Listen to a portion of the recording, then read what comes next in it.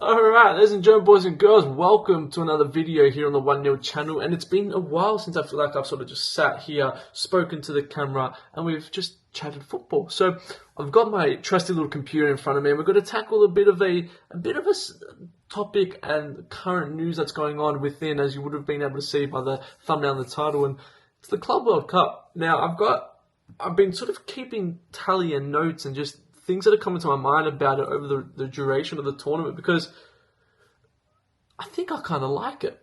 And I'll be honest, the Club World Cup in the past never really watched, as I don't think many people did. And there's so many pros and cons with this Club World Cup, which I think is really causing a divide. But at the same time, I think there's people that are sort of wanting to like it, but they're trying not to enjoy it. So pretty much what we're going to go through today, it's sort of, I guess, some of the controversies and criticisms that it's got, like the fixture congestion and the players and how they're going to feel, I guess, for the next season, and is it really worth it? And we know it's obviously in America, and we're hearing that, they're giving one ticket and you get another 3 tickets for free sort of thing. So in a sort of shorter little video here, I'm going to try and just give my opinion on them, my views on them.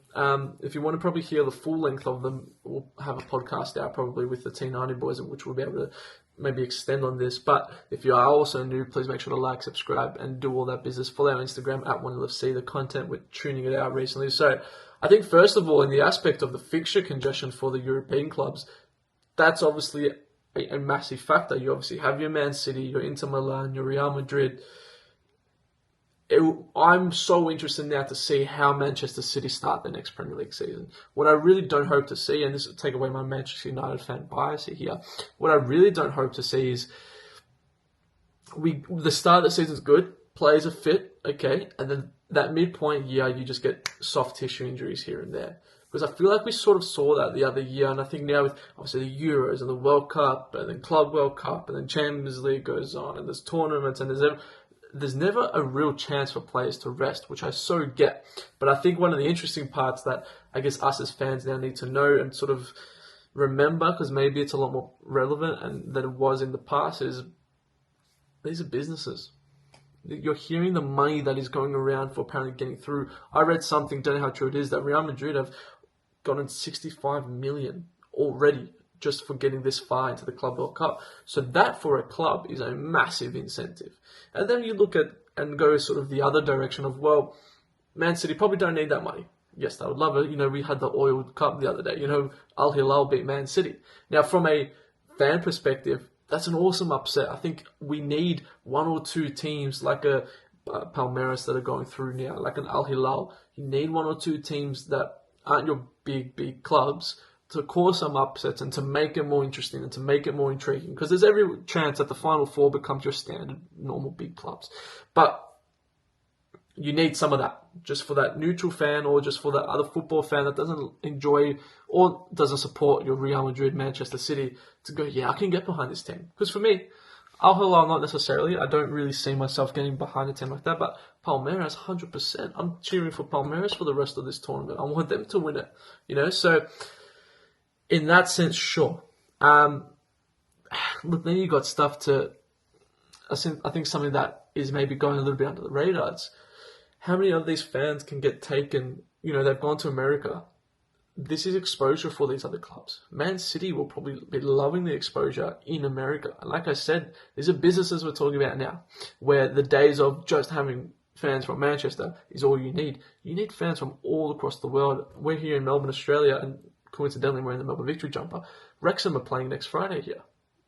A championship club. I haven't even played a game in the championship yet, but a championship club are coming to play, and obviously they've got their Disney thing and everything like that, but they were the ones that got all the criticism about being a Disney team and from America, obviously, with their owners. So I think that's a massive factor as well for these clubs. And how Palmeiras, they're in there, like, sure, why not? You never know. It's obviously such a very multicultural country too. It's a tournament I think Australia would be unbelievable to host, because we are so multicultural. I feel like Aussies would get behind it. I feel like we would, if it done properly, we would sell out your Amy Park for a lot of the game. Sure, your big ones will sell out 100%, but for your, Palmeiras versus Atletico Madrid or something, maybe like 100% Amy Park will get sold out for that, I think, for sure. So that's in the sense of fixture congestion and what it can do for clubs. I think there's an incentive there for the clubs. And I think that when there's an incentive, and unfortunately when it's always financial, clubs are going to do it. What I fear of just is like the players and the players' fitness, and now they'll be fine, but it's when we enter halfway through to the next season, how are they then? And that's the part that I'm a little bit worried for. What else have we got? Because I want to sort of make sure we can nail as many of the points as we want. I think, we've got the global exposure, the revenue, sure, but I don't want to get too much into that business and finances, because ultimately no one really knows. The risk of injuries is sure the massive thing. I think what's interesting for me is I wonder what we see the stadiums and they don't look full. And that's interesting. But again, America, with all due respect, they're not a footballing country. This is probably a good little tester for them before they host the World Cup, because there's things that we're seeing now and going like, wow, that doesn't look good. I hope they fix this before the World Cup.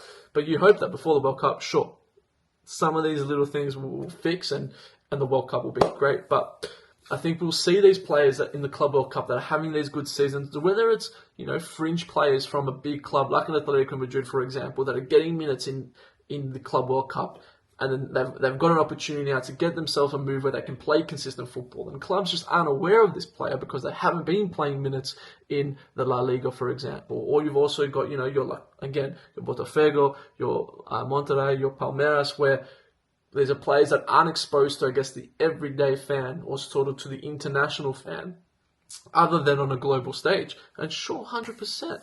What I'm interested in is this going to be a factor for players? Will players go, well, I want to come to this club because I know they'll play Club World Cup? You've got, obviously, the pool of the Champions League, which everybody knows.